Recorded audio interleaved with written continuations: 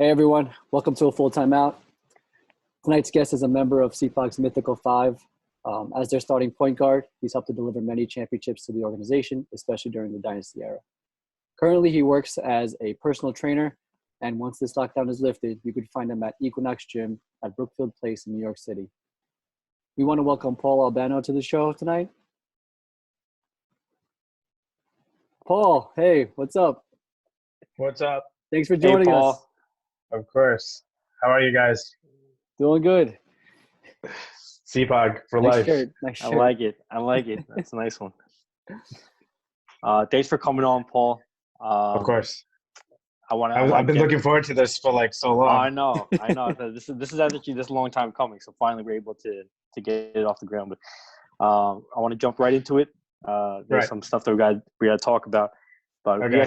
we had Benjo on previously, and he had a lot of good insight. Gave some good detail. So one of the things he mentioned is obviously his error having to come up behind you and your friends, and after obviously really establishing CPOG's dominance in Finland basketball. For you when you're going through that time, when before you started you guys were winning everything.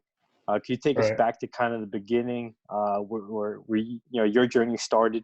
And I just wanted to kind of see. That's actually a great question, but my first memories of CPOG, actually it was with the intercolors. You guys were obviously young, but we had at McKee Tech, they had so many players that they just broke up everybody and they give them different color shirts. So this is blue, green, red, whatever. And for some reason, those teams were very, very well evenly stacked. And I just remember going to the battle against Ed and Jerry because they played in the same team. Chris played with somebody else, and then Rumbel played with somebody else. And the one guy that I had on my team was Yvonne Brion.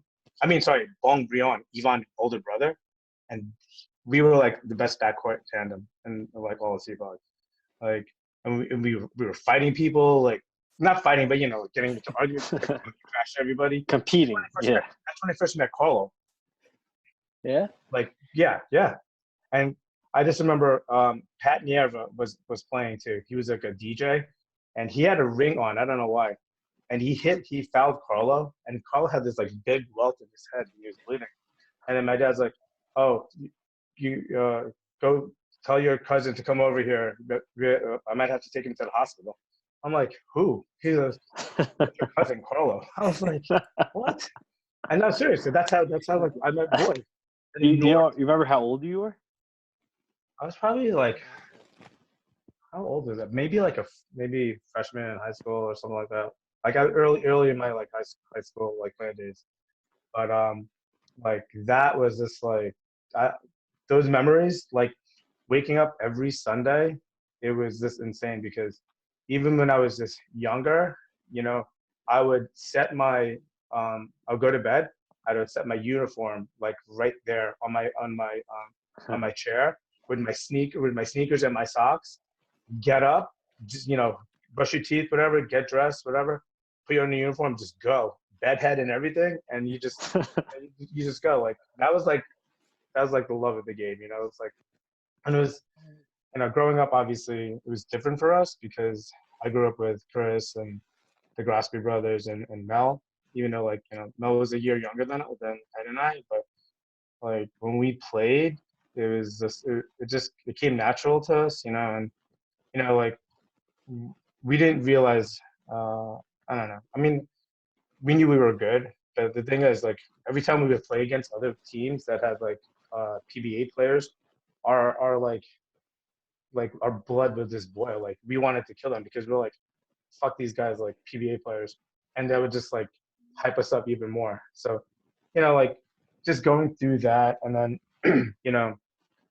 seeing your brother and Champ, their upbringing. I actually thought that maybe they had a second dynasty in the making, with Miguel, the Albano brothers, and maybe like Shanti and PJ, because they all played together in high school, you know? Right. Yeah, they're all around the same age. Yeah, Right. Vance mentioned And then, yeah, Pat they had Pilar. like the other friends too. Right. And they had the other friends too who like they played well together, but I don't know. I don't know what happened. Like the talent was there, and maybe they're even more talented than our team, but our team would just have like amazing chemistry, which is like, you look back at it now and it's just like chemistry is like one of the biggest things, to have as a team. And think about it, we would not only play basketball together, but we would always hang out off the court, like all the time, like Right. if we're going to a party, if we're going, to a bar, or, like our circle of friends was like so close and so tight that, and people like, they just gravitated towards us. And, like what I learned from, playing basketball with these guys, it's like basketball, like everyone always says like basketball is like life, like you learn like life lessons. And you got to think about it. I was playing with Ed since I was like, at, Early Good Counsel, when I was in like 7th, 8th grade. And I still know him now. You know what I mean? It's like, we just played throughout our whole lives together. And it's like, like it's that's a blessing, like, because our fathers were obviously, like my dad and Tito Joe and obviously Tito Larry, they all started like SIPAG. They all knew like they have something special on their hands with basketball, Like I remember going to CYO Center and watching my dad play when I was younger, and it was just like, it was so crazy because I was just like, wow, it's really cool. He, what I remember about my dad was he was just like, he was a great passer, like he was like get everyone else involved, So like, when you grow up with that mentality, it's just like, that's what I wanted to like emulate, you know what I mean? Like, and then, obviously watching like Magic Johnson and then, went from there. Yeah, that was great. So you mentioned you started CPAC when your freshman year? No, probably 8th grade. Yeah, definitely like younger than that. Well, so then you were playing basketball before then. Was there anyone? Yeah. Was there a CPAC team before you that you looked up to or like you played against and had a rivalry with? There was a CPAC team that we looked up to, but we also, especially Ed and I, we were always on the outside looking in because they brought up Chris and Jerry. So Chris and Jerry are like a year apart from each other, and Ed and I are a year apart from Jerry. But like when Chris and Jerry were like 16, 15, they brought him up. And, back then there was no like different divisions. It was just open or, Right. You're not playing. So then we would watch Chris and Jerry play against these grown ass men. And Ed and I were always just like, we want to play. And, like my mentor back then was like Ben Fausta. And like, I would just follow Ben around. Even like when there was a tournament that we went to, and Ed and I were just like hang out with Ben and Ramon, and they had like the hottest girlfriends, and we're just like, we want to hang out with these guys. And then like a funny story. I mean, maybe whatever, but you could edit it out if it's like not whatever too PG. But Ed and I went to a tournament, and we were hanging out with Ben and Mon, and then Ronnie, and we were with Chris and Jerry, and Chris and Jerry was just like, hey, we got some weed for you guys. And they're like, what? All right, yeah, give it to us, And then they let us hang out with them and everything. But what Chris and Jerry gave them was like herbs, like pizza seasoning. So when they found out, they kicked us out of the room. We're hanging out with the girls at one point. I was like, yeah, we're hanging out with these like all these like hot girls and everything, hanging out with the guys. And they're like cooking spam in their rooms, like through the can. I was like, what's going on? But like once that happened, like they just kicked us out. And I was just like, but growing up though, Ben was really like, like obviously Chris was like my idol playing, one of my idols, but like Ben he took me under his wing and he like, showed me, the game, whatever. But once we played with them, we were playing with our coach at the time was your dad, was Tito Larry.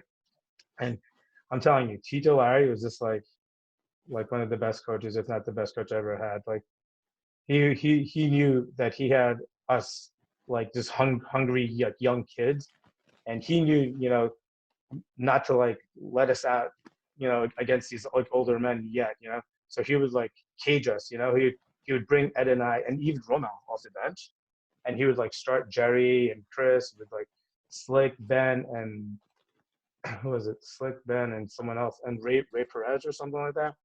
And then we would come in and we would just like a ball of energy. We would press everybody. We would get a million steals. And next thing you know, we're up maybe like 4, or even if we're down. Next thing you know, they call timeout, we're up by 10. And then we're just like so jacked up. Because we just wanted to play, you know. It's like, Yeah. it's you know, like when you have that like that thirst and you know, and you know you could do it, you know, it's like, you know, and people, you know, have confidence in you, then, you know, it makes all the difference in the world. Nice. So fast forward to, you know, the glory days. Can you talk about like maybe a game that sticks out to you, or like a particular moment that you're like very proud of? Yeah, well, I would say my most like, all right, so I won like a NABA MVP, right, in 1994 in Jersey. That's probably like the pinnacle of you know, of my like basketball career, especially, you know, with SIPAG and, you know, during the NABA days and everything. But my my most cherished moment was my very first best card. It was in Canada. I think it where do we play? But all I know is in Canada, and Chris and Jerry, you know, and Romel, they just always won every award, you know. And then Ed and I played so well, and I just remember like Chris coming up to me, my brother Chris coming up to me, is just like, "Yo, you're gonna get it. You're gonna get best card." And I'm just like, "What?" He's just like, "Yeah, you and Ed, you're gonna get best card. Ed's gonna get you know, best forward, and Romo's gonna get like MVP." Like everyone's like talking about it, and then like I was just like, I was just like on cloud 9. And then when they said my name, I was like, I don't know if there's like video of it. Maybe like Paul Miranda may have it, but all I know is I was like happy, but like also like I was just like, so maybe I wanted to cry so bad. And then when all 3 of us were up there, everyone started chanting like R.E.P. And then that's when I just like lost it. I was just like, that was my best feeling ever. Like, because I had like the approval of my brother, you know, I was always trying to like, you know, make it to where he was. And then, you know, the best part about it too is like the whole team just like came up and just like hugging us and everything. Like I'm telling you, we like always like won and lost as a team. Obviously, we won so much as a team, but when you win as a team, even the people that don't play, they're just like, who cares? Everyone's just so happy. Like I just remember, you know, like Paul Miranda, the McGowans, Coy, and everyone was just like crying and everything. And then we was just even my parents, they were just so happy for me. My mom's like bawling, whatever. But like my that was like my best moment like that I could think of. Only because, you know, we played so well, and you know, like those those awards like really didn't like mean anything. We just wanted to always win. But then when you keep on winning and then your whole team like just collects the awards, it's just like, then you look at it and you're just like, God damn. And there was another year at NABA. I think it was 1995. Jerry's MVP. We went up to Canada, and Jerry got MVP. I got best guard. Ed got best forward. Chris got best 3-point shooter. I think we had a King was on our team. He got best center. All 5 of us got every single award. Swept. But I'm telling you, like, I don't know. I was never into like, you know, like the awards and everything. But I remember they gave us like a jacket, you know, that we wore, that, you know, to all the champions. I never fucking took that jacket off. I wore that to school the next day at St. John's. I wore that, you know, it was so light and everything. I forgot like who I was dating at the time. Maybe it was like Nancy, but I gave it to her. She was wearing a couple of times. I was just like, but you know, it was just fun. That was a red and white jacket, right? Yep. Yes. My God, it was just a ladder. So you had mentioned, and I think we just want to verify for those who don't know the acronym R.E.P. That stood for Romel, Edwin, and Paul, correct? Yes. So Yeah. I know there's some video footage out there. That is like what crazy. I Like you from just what said I it, and just remember got goosebumps. I'm gonna check this out. From what I remember of the video that I saw, Jerry and Ben, who were Ben, like at that time obviously was like the captain, leader, one of the older Yeah. vets. They gave a speech, and he had mentioned to the crowd there was one issue with the jacket. What was the issue with the jacket, Paul? Wait, what issue? What Tell did it me. say? What did it say? What? Wait, the one that we got it like. What? Or it didn't say R.E.P. Like I don't No, it know. didn't say something like you didn't say like back to back, or it didn't say. Oh yeah. All right. So that was our back to back, right? And if you see a video of it, Paul Miranda is like, I just remember him. Like I'm hugging him, and we just because Magic Johnson, I got it from Magic Johnson, and they went back to back. So I go back to back, yeah. Yeah. And then Paul Miranda starts doing it, and we was crying. But then Ben was just like, he was like picking up the jacket and telling everybody it doesn't say back to back. I was like, God damn, Ben, that's a little crazy. So now that's gonna segue into my next question is obviously so that was your back to back. Now you really start getting the ball rolling. Like during that historic run and like really like getting out there and putting SIPAG in the map in terms of Filipino basketball, like what was the overall morale and like what was that like with you guys? As obviously you guys experienced a lot of winning success early, and then you guys are getting into hitting your stride into your prime years. So like what was that like? And you could talk about like what the roster makeup of those teams year in year out. Like who came through, I guess, SIPAG Open team.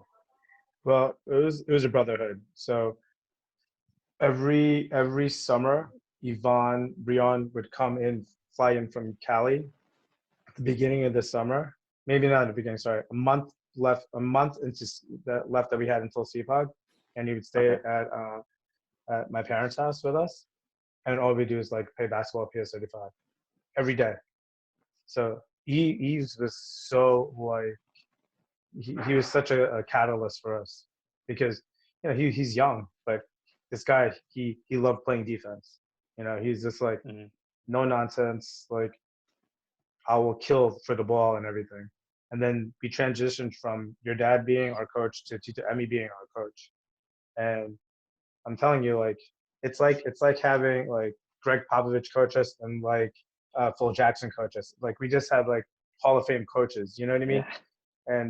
And the thing is, people want to play for them. And when that happens, like when you go to practices are harder than the games because you're going at like the best guys that that you're playing against. Like I remember just playing at the Rat Hole, and that was just like death. Like I went at it with like Chris, Jerry went at it with Ed, I went out against Mel. Like it was just crazy. Like Carla went at it with everybody, and I'm telling you, people just got better playing that way. But I just remember like our team was so deep. Like I mean, everyone's always talking about the five, but our team was so like we had like the best like bench players or whatever you want to call them, the second hand players, whatever. But it's like everyone played for each other. You had to like trust everybody. So I remember Paul Miranda came in hitting big shots. John Flamenco would come in and he played for us for a while, and he would he. I remember a SIPAG game that we played at McKee. Maybe the game was tied. I drive down the lane and I shoveled it past to John. John hits a winning layup with no time left. Everyone mobbed him, and he was just like, and at the time he was going to St. John's too. So I think I was like a junior in college, and he was a freshman, and he played with us. And I'm telling you, to this day, he's like, Paulie, thanks, man. You could have hit that layup, but I was just like, that was like his. Like you ever talk to him? That was like his moment of like basketball. Like he was on top of the world. Like that. and you just you feel good for people like that because people work hard, and it's like it's good when they're rewarded for it. But also I remember King. He was a big part of our team. He was our center, and he was our like Dennis Rodman. He got every single rebound. He finished down low. He was unstoppable. And then later on, I know this is I'm jumping ahead, but like when we played again for the seniors when our first year at NABA, and we had like Trish Chalmer. That guy, one of the best teammates to have. I hated playing against him, but when you play with him, it's like he's such a great teammate. He picks you up, he like he does all the dirty work. It's like when he just as long as we're winning, he's happy. Yeah, we got to get him on here. Yo, my God, 100%. He just retired from the academy. Yeah, from the police force. Yeah, newly retired. Yeah. Just out of curiosity, you mentioned the 5, Mythical 5. Who coined that phrase? Oh God, I don't know. my I don't know. Name one of the old guys. I don't know. You put it together. My dad, just throw your name. I don't know. All of those guys. But like I'll tell you a story about like when I got my MVP in Jersey. I'll never forget. Like it was at the end of the game, and I'm sitting on the bench, and your dad, Tito Larry, comes over to me, and he just like he hugs me while the game's still going on because we were already up like big, and he just hugs me. He goes, "Congratulations, MVP!" And I swear to God, at that moment, I was like bawling. I was just like, "What?" And then like it was so like surreal. To me, it was just like I didn't even. I mean, I had a really solid like tournament. I remember, but I didn't like do anything special. I the beginning of the game, I was like on fire. Hit like 2 threes, had a steal, had a layup, and like we just never looked back. But I'm just telling you, like defense can win championships, but it could also fucking win you a fucking MVP. I'll tell you that much. That's for sure. Yep. Paul, I want to ask because especially we're gonna have some of our viewers hopefully going to be of a wide age range. So for the younger viewers who are going to be watching this, so much is put on players, any athlete, and there's a premium of being the man or the guy, and in your case, obviously, being as successful as you guys were during that stretch, and you could argue, like you said, on any given year, any one of you 5 in particular could be the MVP. But knowing that, and how did you take your role as a point guard, who a lot of times may not be the one always shooting, always getting accolades, but some, like you said, for those of you who might not know about your game, you're a very good floor general, very good facilitator, able to get guys shots, and really set the tempo. How does being a point guard, and how did you feel like being part of that group? How did it help you, produce and play your game at the same time being able to be awarded accolades along the way? Well, it was pretty easy for me because number one, I always grew up. My position has always been point guard, so I've always loved being the floor general. I've always loved talking. I've always loved being the one like setting up the play and everything, and like in reading the defense. But when you play with like the teammates that I had, forget about it. Like on the wings, I would just pass to Chris or Mel. It was like it's a no-brainer, especially if Chris was like on fire. There was so many times I would have a fast break, and I would have Chris or Mel or even Chris and Ed, and I would give it to not Chris, and Chris would like we would score or not score. Chris would be like, "Yo, fuck out, I'm open." I was like, I know. But I'm just saying. So, I cherished, getting more assists than points, getting more steals than anything else. It's like when we had our press, because you know, we used to press, and we were like 5 guards, so we used to press a 1-2-1-1 press, and we would get so many steals off that press because we would have Ed as the 4, and then once they try to throw it over the, you know, the 1-2, Ed would just get it and steal, easy bucket, you know, steal, easy bucket, timeout. They're like distraught, and then, you know, we just, once that happens, like we knew we had it, and we just never like we never took our foot off the gas. You know, like if they're in a about to like be killed, like we ended it. We never let them up. We never let up.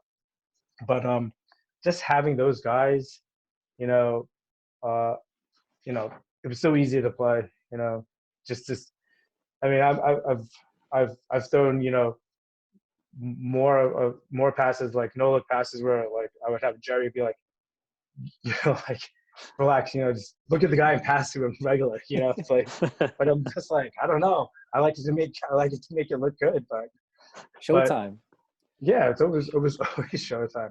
And then the biggest thing for me ever, like, was having Romel Santos. Like, I don't care if we were down like 10-5, you know, 1, but I just remember, you know, fourth quarter, like last 2 minutes, get the ball to Mel.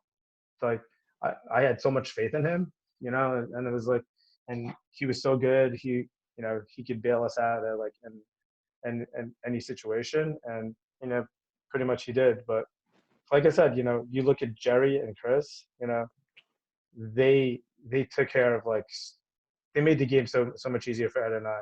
You know, like growing up, it was just, I don't know, the game came so easy to me because just playing basketball with these guys growing up, and then, you know, when you play park ball, it's a little different, you know. But when there's like a referee and whatever, it's just like, you know, I don't know. That was our time to shine, you know. Like we would always like get up for games, you know, no matter how big or small. I want to ask a question that's kind of a tough question. So you guys, after all the years of winning, what happened to kind of like bring you guys back down to earth, or like, you know, eventually that stopped? And so just can you just like, I guess in your experience, explain what happened? I know life happens, but, you know, talk about what was that like for you? And I mean, I guess, you know, it's such a, I guess, cliche answer, but you just said it, you know, life happens, people get 9 to 5s, people, you know, get married, people have kids. But I don't know. We, you know what it is, when people like Ed and Jerry's moved to the city, you know, Mel moved to Jersey, and it's like when we played together, then we would play at Chelsea Piers. There was a league at Chelsea Piers, so we would play there. And that competition was just amazing. But, you know, we were playing against younger guys, and then that would like transfer over when we, you know, play for SIPAG and everything.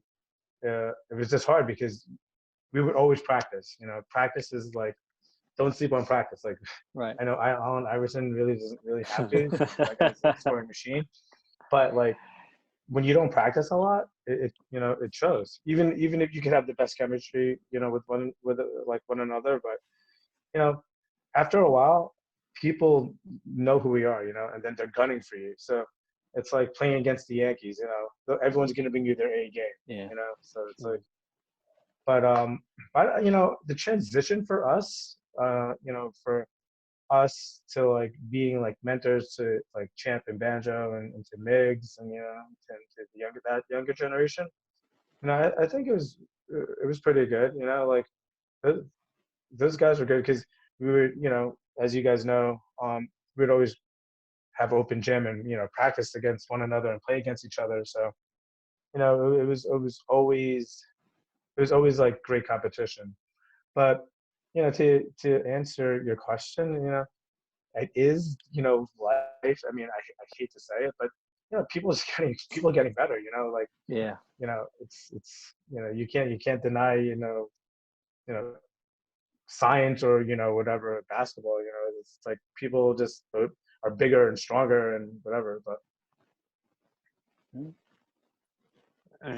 you could also argue that, coming second to SIPAG and you guys for so many years, like eventually it's gonna break the last straw, and Right. teams are going to pull out all the stops. But that was an incredible run that you guys put on.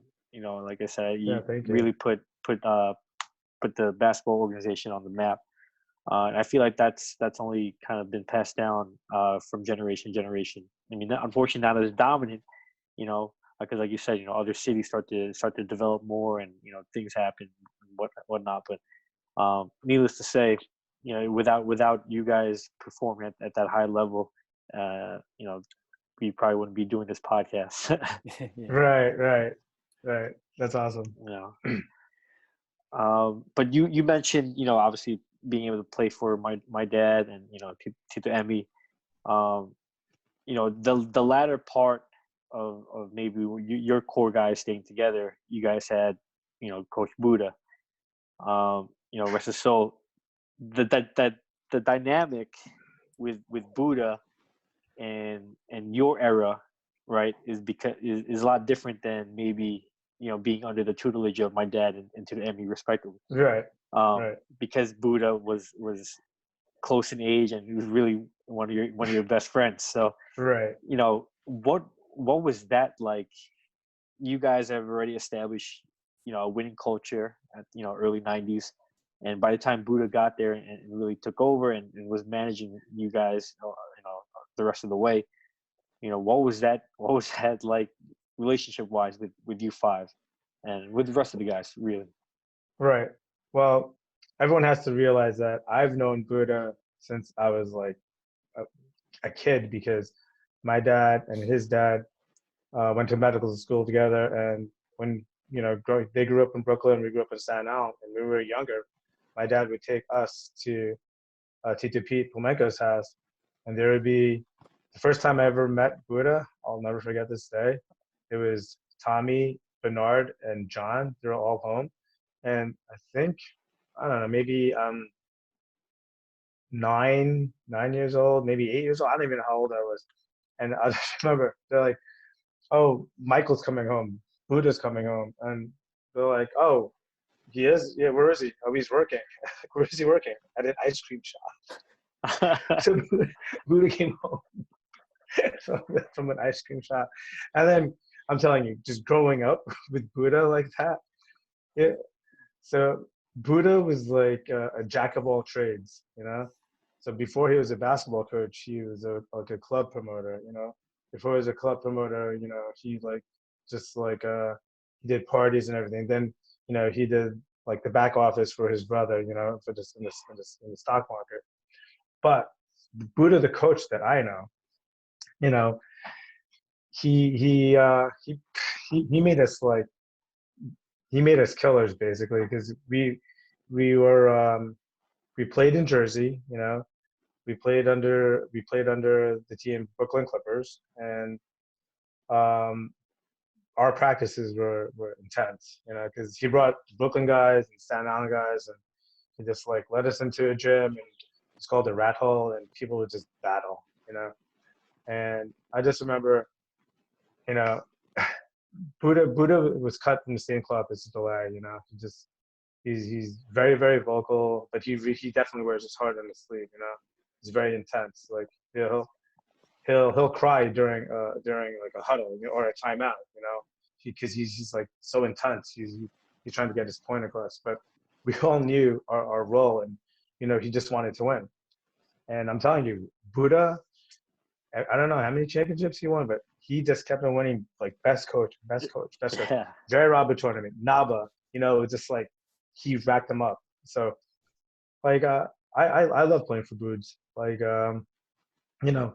He obviously was more of like our friend, but we all respected him as a coach, because when it came down to like making decisions, we trusted him. No one really was like in his ear like, put this guy in, put this guy in. He knew who was hot. Right. Leave that guy, But I was think great. everyone has good things to say about Foods. Yeah. Paul, real quick before we go, I just want to share a few pictures All right, here we go. This Nice. was Oh man. 2017 senior division, right? Yes. 17? Yeah. Yes, 17. All right. Champions. All right, how about this one? There it is. Oh yeah. The year after, back to back, right? Back to back. Back to back senior champions. Yes. Albano boys. Look at that. And one more. Talk about this picture. Wow. This is probably my favorite picture. That's That's awesome. yeah. Where, That's, do you remember where this was? I think that's it looks like the rat hole, but I think so. That's obviously me with the long hair on the left. And then next to me is Romel, Jerry, Edwin, and Chris. And Nice. like that was just you get if you could like really like zoom in or if not, no one's smiling. It's Yeah, I like, can see. and the thing is, we played already. Look at everyone's shirt. Everyone's sweating like that. That was just battling. You know, like there was like no like social media back then. No Twitter. No Instagram. No Facebook. That was just a picture. You know, that's just the love of basketball right there. I'm telling you. All right, quickly before we get out of here, I just want to ask you a few quick questions. If the NBA were to continue, who do you like? Lakers all the way. Lakers over Clippers in the Western Conference Final, and then Lakers over I guess Milwaukee Bucks. But I want to actually say the Miami Heat. They're like a surprise team. They're sleepers, man. Yeah. Sleepers, baby. Yeah. Sleepers. All Ted right. Riley. Your favorite SIPAG teammate? Edwin, definitely. And one person you want to see on this series? On this series, Chris Chalmer. Chris Shaw. Solid.